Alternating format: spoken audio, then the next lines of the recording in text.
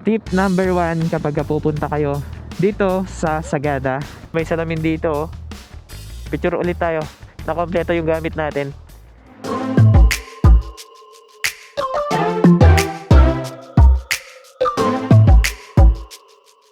Tangina guys, naligaw kami. Pababa pala ito, papuntang ayun, papuntang Baguio na. Bali 1 bar yun. Tapos check natin kung magkano yung ano niya. Nandito na kami ngayon sa may Sadanga Mountain Province. I ain't afraid of the dark, 'cause once you let the light in, you won't see the... May bayad po ma'am? Ano po? Environmental fee nyo ba yun? Magkano po? Guys, ang ganda mag-exercise dito. Nakakalula oh.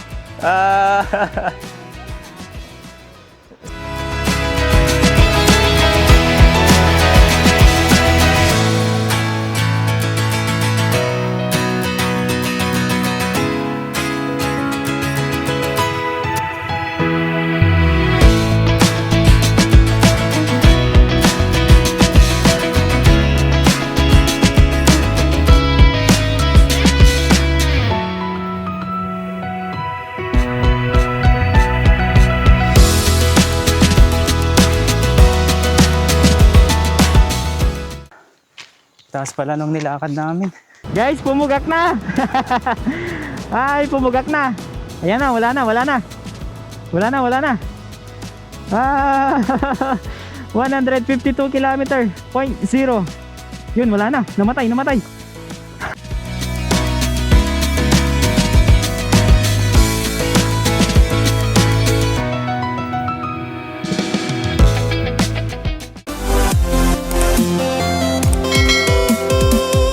Hi guys, today is April 5, 2026 at uuwi na kami ng Tugigaraw. So nandito kami sa aming lodge kung saan dito kami nag-stay. At ipapakita ko ngayon yung mga gamit natin. Ito, full pack tayo ngayon. Gaya ng dati, nilagay natin yung ating container dyan sa harapan. Tapos yung mga ibang gamit natin, sinabit na lang natin dito. Tapos tubig natin. At ito yung binili naming damit kahapon. Nilagay na namin dito. Tapos dito sa ating top box, ito yung kanyang laman oh. Yun, bali yan lahat yung laman ng ating top box, punong puno. Suotan natin ang ating gloves. Guys, grabe, napakalamig dito sa Sagada. Hindi bumababa yung temperatura dito. Kapag may top box tayo, kompleto yung mga dala natin, medyo mabigat ito, lalong lalo na kapag tatanggalin natin sa center stand.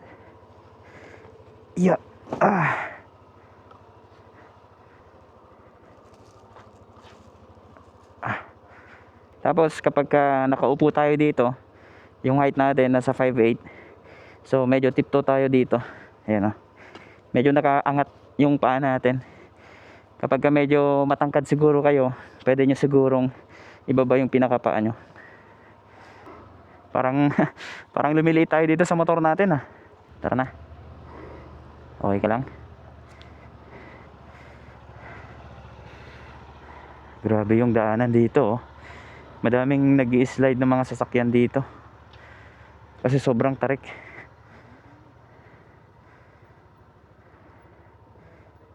Wala ka masyadong naririnig sa makina ng Lexi kapag naka-minor.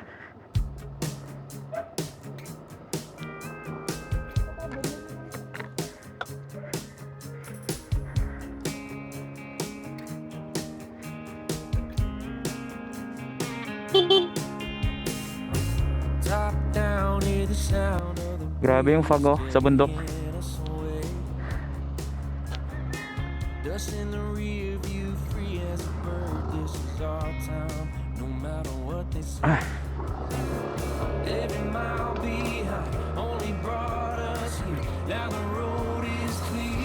Tignan nyo yung mga nakakasalubong natin, nakabonet sila.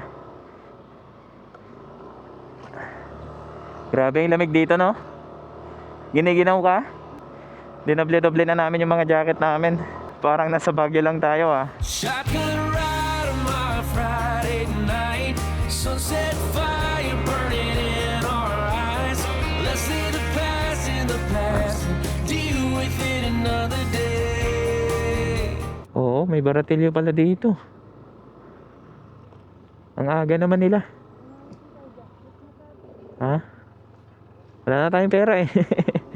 Paalam, Sagada. See you next time. Kahapon kasi wala yan eh.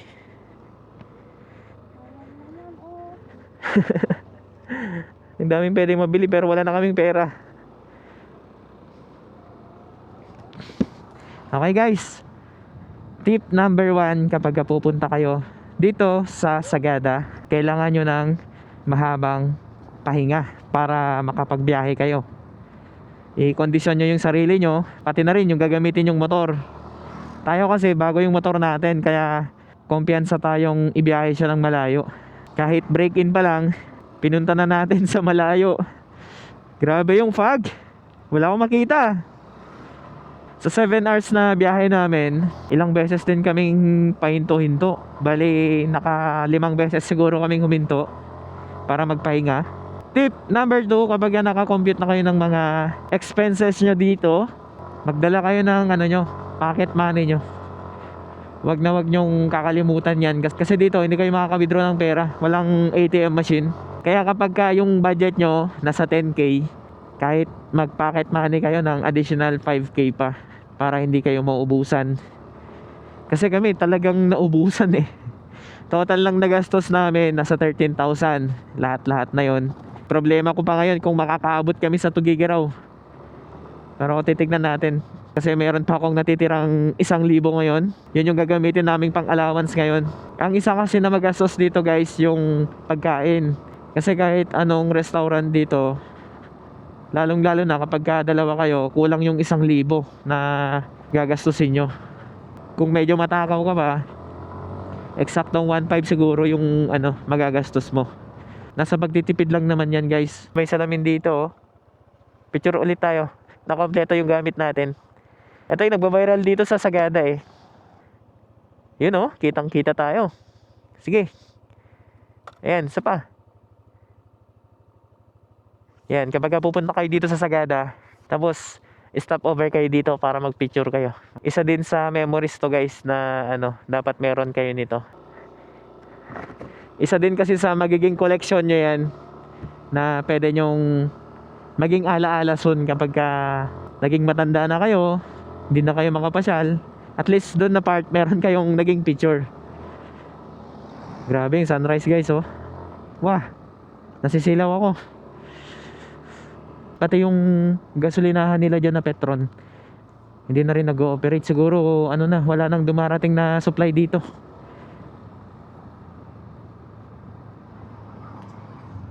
At yung tips number 3 natin, dapat lagi kayong full tank kapag magbibiyahe kayo dito. Kasi kung umaasa lang kayo sa isang full tank, mahirap yung dito, mahirap magpagas.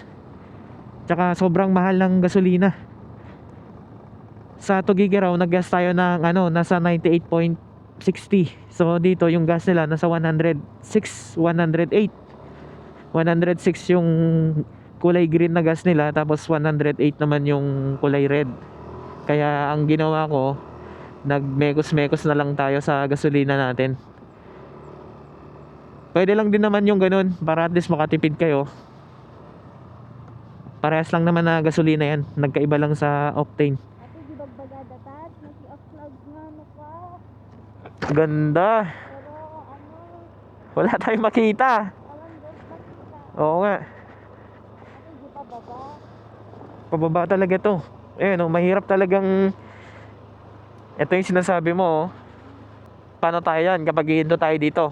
Hindi natin makikita yung wala, sarado pa yata. Hindi rin natin makikita yung magandang tanawin dyan sa baba. I know it's nothing new, but it's so good to see you.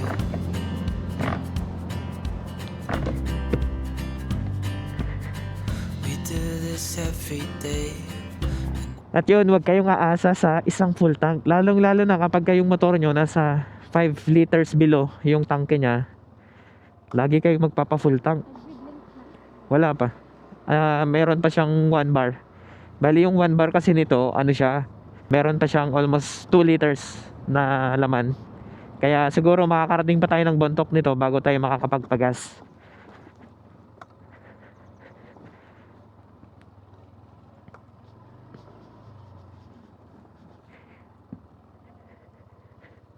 Dapat kabisaduhin nyo din na kung every ilang bar yung inyong motor, kung ilan pa yung natitirang laman niya, para pwede nyong computein sa inyong cellphone.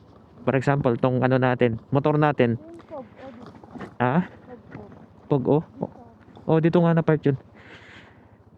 Kukumputin nyo, for example, ayan, sa atin, nasa 1 bar. So, na-compute ko dyan, kaya niya pa tayong ilayo yan ng almost 70 km pa. From Sagada to Bontoc, almost 18 kilometers yata o 19 kilometers. Malapit lang kasi dito, halos magkapit bahay lang sila ng Sagada. Hindi rin naman tayo makaka-video dyan kasi tignan mo, kapal ng fog. Hindi mo rin makikita yung buong view niyan. Tsaka di mo rin makikita yung buong view niyan kapag nagpalipad ka ng drone. At update tayo pala sa ating time, 6:34 ng umaga. Mga alauna, nasa Tugigaraw na kami mamaya. Bali nung papunta kasi kami, kaya naging 7 hours yung biyahe namin. Kasi yung daan dito, puro paakyat nung galing kami ng Tugigaraw. So ngayon, puro pababa naman kami ngayon. Kaya makakapag-relax yung ating motor. At hindi rin siguro siya magiging magastos sa gasolina. Paikot-ikot lang kasi yung daanan dito. Kaya dapat ito din yung isa sa ipapractice nyo kapag pupunta kayo sa lugar na to. Marunong kayo mag-banking.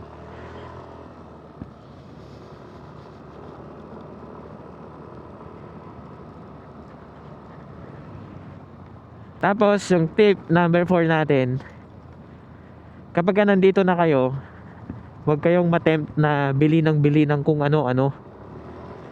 Kasi yun yung isa sa nagpapamahal ng gastusin kapag nandito na kayo.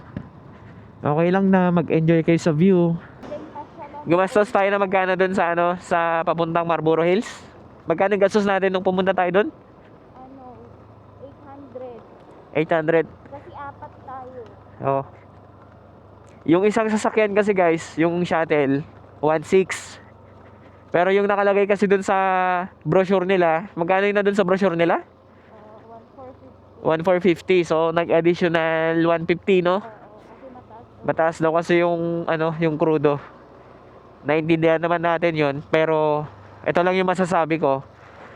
Wala pang ilang kilometers lang 'yon from dun sa transient natin. Wala pa, parang parang 7.6 kilometers yung layo niya. Pero yung sabi ng tour guide sa atin, next time na pupunta tayo, pwede lang tayo magmotor na lang. Tapos babayaran na lang namin yung tour guide para kahit hindi na kami magsha-shuttle. Yun din kasi yung hindi nila sinabi sa amin nung nandun sa tourism office na pwede pala yung ganun. Kasi malapit lang naman dun sa transient namin yung pupuntahan namin. Tapos may mga ibang may mga ibang nagmotor na sasakyan nung pumunta doon, no? Sariling sasakyan nila. Pwede nyo ring sunduin yung tour guide, or kapag solo kayo, pwede nyong isakay yung tour guide. Tsaka isa sasabihin ko sa inyo dito, mahigpit sila sa helmet dito. Kahit na sabihin natin na probinsya to, 'di ba, sa city, sa Tugigaraw sobrang higpit din doon, 'di ba? Dito sobrang higpit din kasi kahapon nandun lang kami sa pinaka-bangketa nila. Naghanap kasi kami ng bilihan ng mga damit ganyan.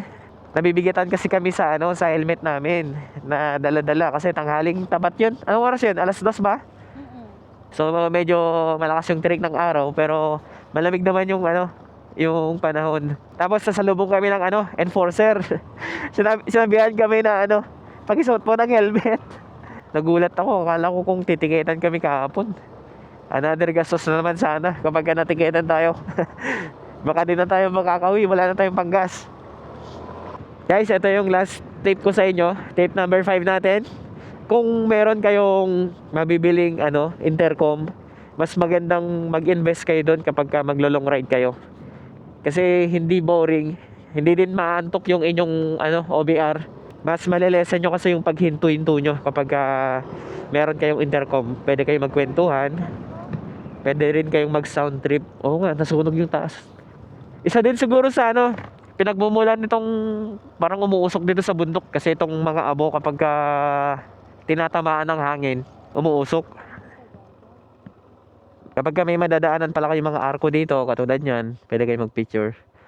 Para sulit din yung biyahe, pang documentation nyo. Tangina guys, naligaw kami. Papuntang na yung dinadaanan namin kanina, buti inopen ko yung Gmap ko. Mahina pa man din yung signal. Ayun malapit na kami kanina sa dito na part. Dito sa papuntang dito sa Tambingan. Pababa pala ito, papuntang papuntang Baguio na. Dami pa naming madadaanan, Bontok, Sadanga.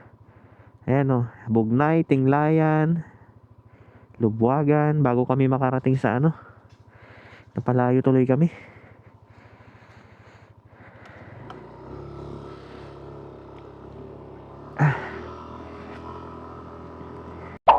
Guys, nandito na kami sa Bontok. Hanap kami ng ibang gasolinahan kasi 1 bar na ako Dito ako naguluhan pala kanina Akala ko etong bar na yan kasama niya yung nandun sa taas. Hindi pala. Bali yung bar pala natin kanina nung nandun tayo sa Sagada kanina, nasa 2 bar pa. At ayan, nabawasan na ng isa.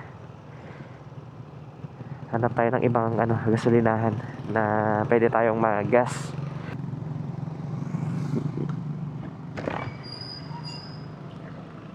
Ay, wala yata silang ay, may premium sila. Yun. Opo, full tank. Check natin. Bali 1 bar yun. Tapos check natin kung magkano yung niya. Ilang liters yung full tank niya. Nasa 3 liters. Okay na po yan. 3 liters. Bali may natira pang 1.2 no?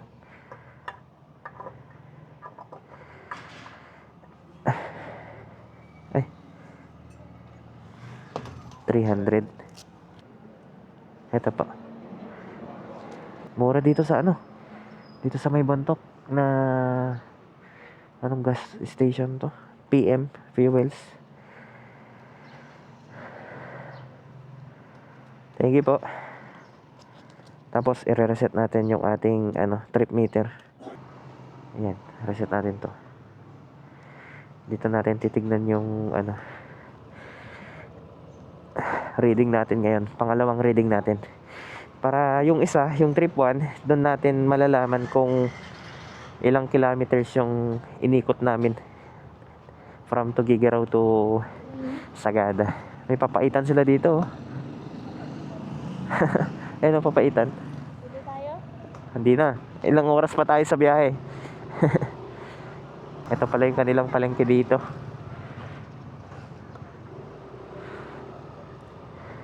Pwede tayong lumabas ng dito yata yun. Ayun dito pabanami. Papuntang yan, Natonin Mountain Province. Lalabas ka din ng Tabuk, pero dito na lang tayo para makita pa natin yung pupuntahan natin doon sa may hanging bridge Nandito na kami ngayon sa may Sadanga Mountain Province. At ito yung makikita natin dito. Close your eyes, get some rest. I'm by your side. Lay your head on my chest.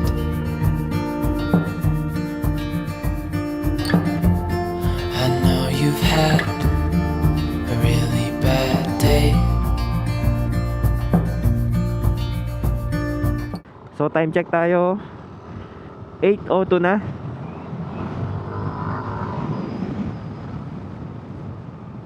May mga bahay din pala dun sa baba. Oh. Saan kaya sila dumadaan? Ang hirap pumunta dun sa pinakababa niyan. Check natin. Poblacion Sadanga 4 kilometers. Ayan o, Tinglayan, 27 kilometers. Tabuk City, 104 kilometers pa. Malayo-layo pa yan.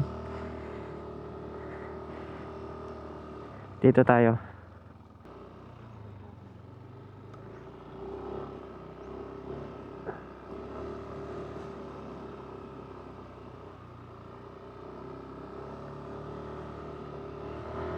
Wala naman silang ano, entrance fee.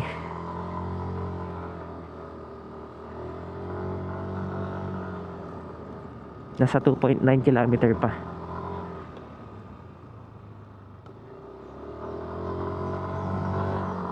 Pero okay kahit pa paano may signal yung ano, Smart 1 bar. Ayun ba yun? Oo nga. Ayun oh. Malayo pa.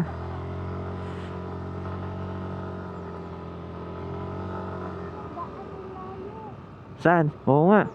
Sa taas. Nakikipagsapalaran tayo sa ano na ito, sa daanan niya. Kitang-kita na dito. Sobrang taas na hanging bridge.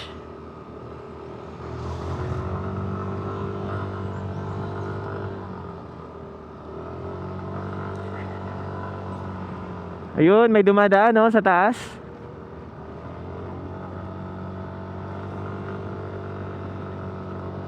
Sana medyo kumalma pa mamaya yung fog pag nakarating na tayo. 7 minutes pa eh.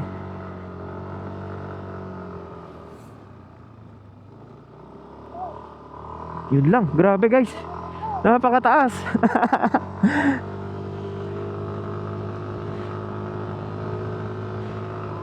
Nakakatakot. Ayan o. Grabeng ano to, grabeng uphill.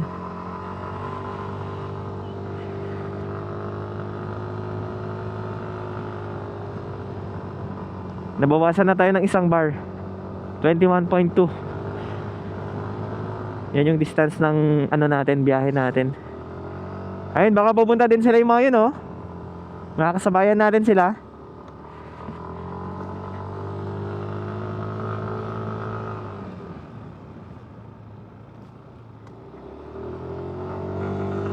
Yun sila baka makakasabayan natin.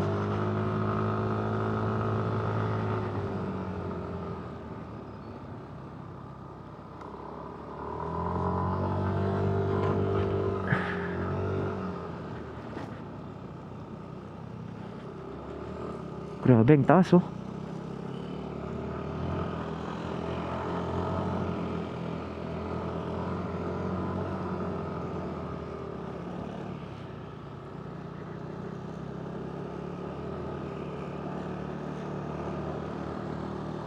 Kompleto din sila ng gamit. Meron silang intercom tsaka may box. Galing pa siguro sila ng Manila to. Yung plaka nila Manila.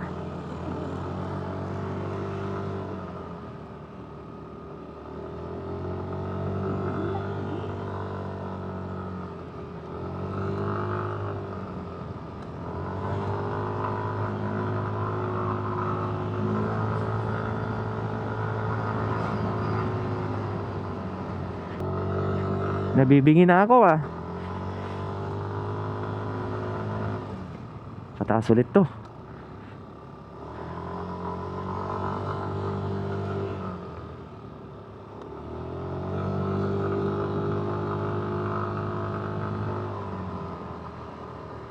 Malayo pa. Kitang-kita dito yung hanging bridge.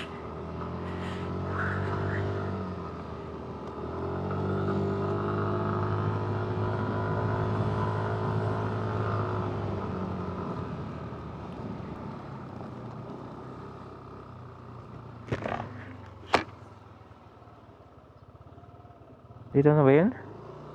Saan ba tayo magtatanong? Tanong tayo.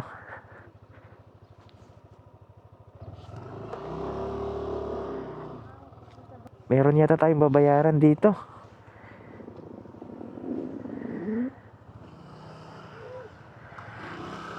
Tanungin mo kung may bayad. Kung papasok dito. May bayad po, ma'am? Ano po? Environmental fee nyo ba yun? Magkano po? Magkano po? 54. 50. Pwede dito na kami mag-park po. Yan po ang park. Oh. Grabe. Ang taas oh.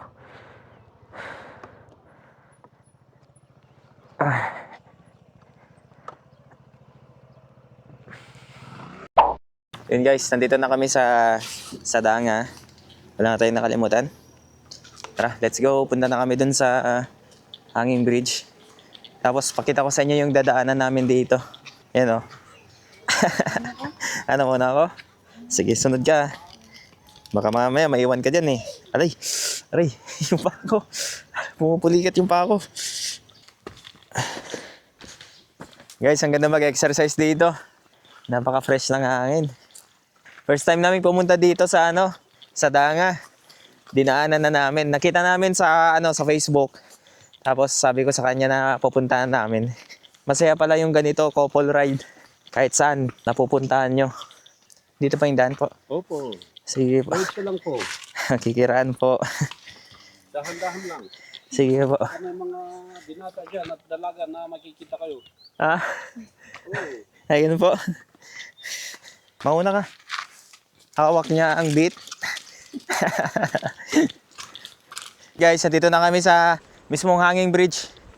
Ah, nakakalula oh. Wait lang, taas ko pa para makita natin. Halika na.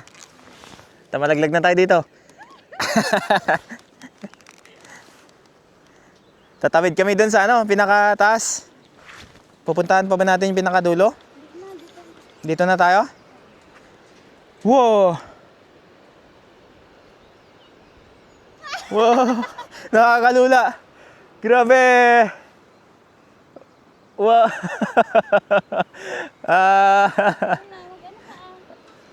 Saan? Pakalmahin muna natin. Tara muna dun sa pinakadulo. Doon ka mag-run? Ha? Doon muna tayo. When lights go out, you're in my mind. I close my eyes, so it's just you and I tell myself you'll be back again. When the stars are aligned, we will dance in the meadow on our favorite place. When spring is coming.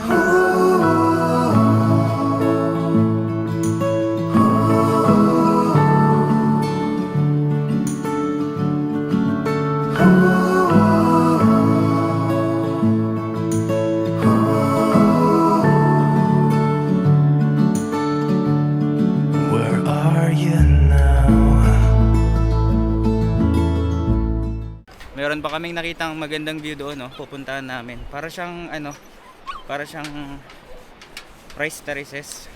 Taas dito. Nakakalula tumingin sa baba. Dapat pagka numaan ka dito, diretso lang yung tingin. Huwag kang titingin sa baba, parang malalaglag. Buti di natatakot yung aso, oh. Sanay na sanay, oh. Toy, toy, toy. Sanay na sanay ka, ah. Hindi ka nalulula. Ayan, malapit na tayo. Ganda dito. Ay, taga dito po kayo? Saan po yung bahay nyo, ma'am? Doon sa kabila. Ah, saan din kayo pupunta, ma'am? Sa bukid. Ah. Ganda dito. Ayun, taga dito daw si ma'am. Dala niya yung aso niya, oh.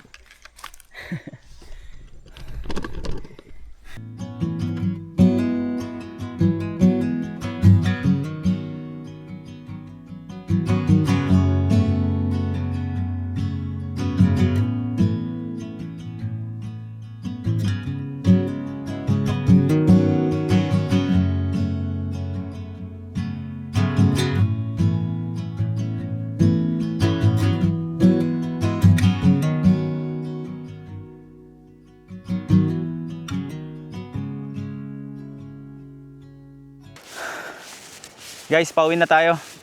Punta na tayo dun sa motor natin. Para tayong lumilipad dito sa hanging bridge. Yung kasama natin. Tignan nyo naman, hindi na natatakot. Kanina takot na takot eh. Pagka first time nyo dumaan dito, talagang nakakalula, nakakatakot na parang malalaglag kayo. Kasi nakikita nyo yung ano eh. Nakikita nyo dito yung baba. Ayan o. Kita nyo ba? Ayan o. Tapos rinig na rinig din yung agos ng tubig. Hindi ka na ba natatakot? Hindi na. Ha? Hindi na. Kanina lang. First time. Pero madami naman nang dumadaan dito. Kumpulan pa kami kanina doon sa gitna. Kayang-kaya naman. Taas pala nung nilakad namin. Hindi namin naramdaman kaninang bumaba kami. Kasi ano, puro pababa. Ngayon naman puro pataas. Nanghihina na kami. Wala pa kaming kain. Tubig sana. Tubig na yun. Malapit na kami oh. Yun yung ano namin oh. Parkingan. Kaya pa? Tara. Tara. Ano, ba't mag...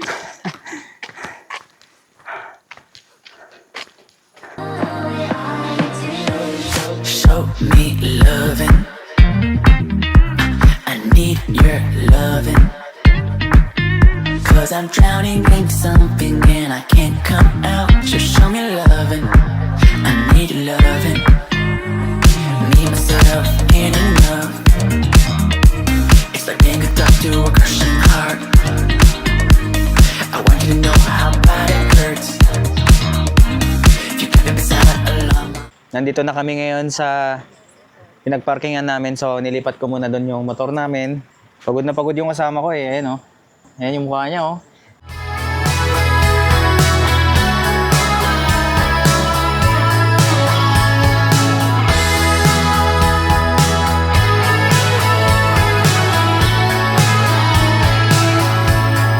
Someday you'll rise and come into a field of view,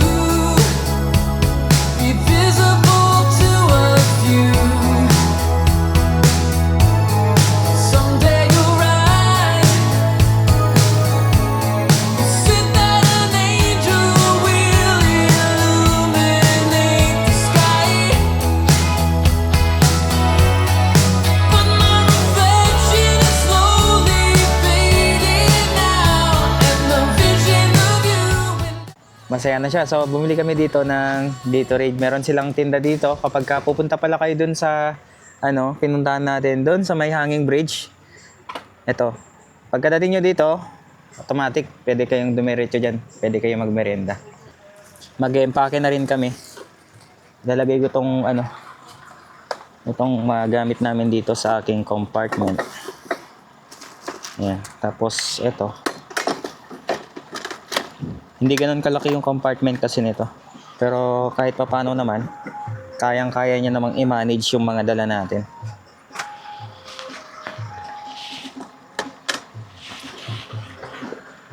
Yung sumasayad. Sala ka lang ni. Saan? Nagsalsala. Okay, ayun. Nagsalsala. Saan? Ginamuan. Oo nga. Galing sila dun sa ano, galing sila dun sa baba eh. Ayun sila oh. Sumasayaw pa sila oh. Tara, tara, tara. Yung mga gamit natin, ano, lagay na natin dito sa box. Guys, impake lang kami kasi pupunta na kami sa ano, Tugigaraw. So, 4 na oras pa yung biyahe namin.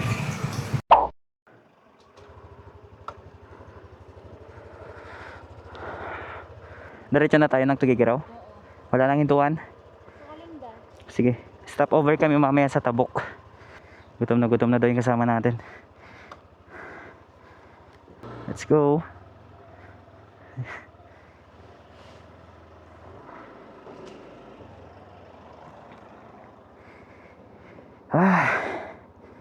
Buti na lang Lexi ang gamit natin, no.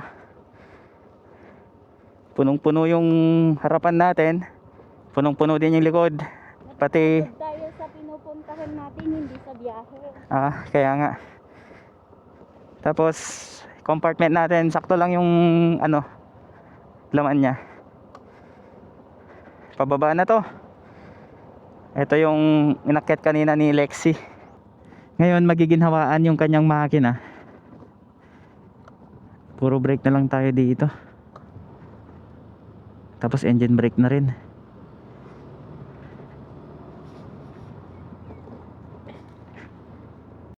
Alright guys, nandito na tayo sa Tabuk City.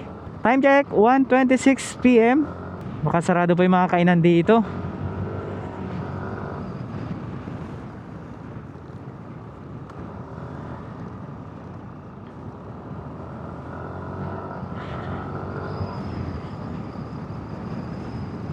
Nasa 112 kilometer na tayo. Tapos yung ating fuel gauge ay 1 bar na lang. Isasagad ko kung kaya niya hanggang Tuguegarao yan. Hindi tayo magagas. Full tank pa lang natin yan nung nandun tayo sa Bontoc kanina.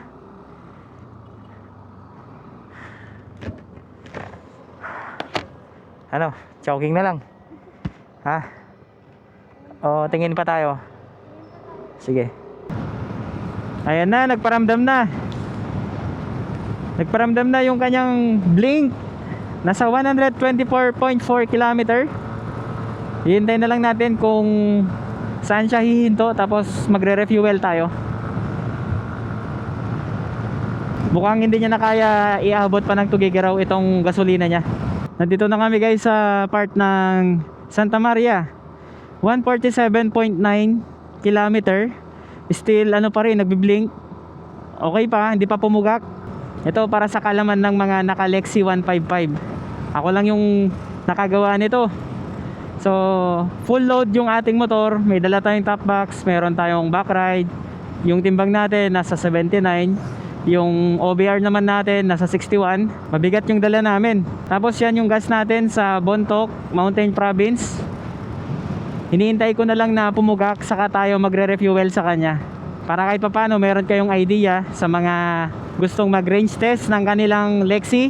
Bago kayo mag-range test sa inyong motor, panoorin nyo muna tong video natin para makita nyo kung parehas tayo ng makukuhang actual test sa kanyang fuel consumption. Ayan, malapit nang mag 150, 149.3. 600 meters na lang para 600 meters para 150 kilometer na. Okay pa naman yung throttle nya.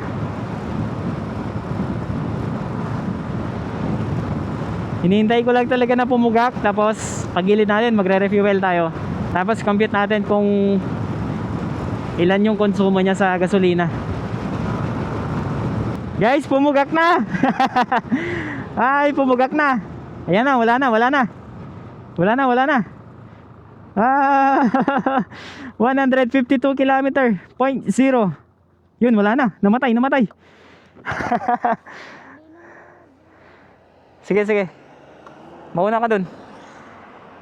Baba. Ay, naabutan tayo dito. Kala ko, kaya niya hanggang Tuguegarao eh.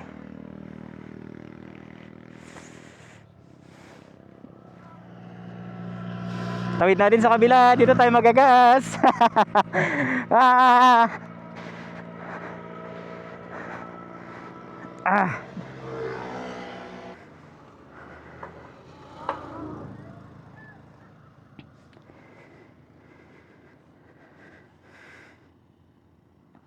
Sana hindi may tapon. Okay na yan. Yun, full tank. Sa wakas, guys, na-drain din natin yung fuel tank nitong natin, Lexi. Eto, bali na sa 36 siya. Pero kapag ka 4.5, nasa 33. Ayan. Okay, not bad. Kasi kita nyo naman yung mga dala namin. Ang dami, no? Full pack tayo. Hindi tayo nagsisi dito sa natin, sa motor natin. Sulit na sulit gamitin. Parang kanina nasa nasa Sagada. Ngayon nandito na tayo sa Enrile.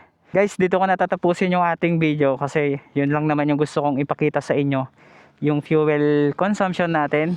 At kapag balak nyo rin kumuha ng Lexi, panoorin nyo lang yung video natin.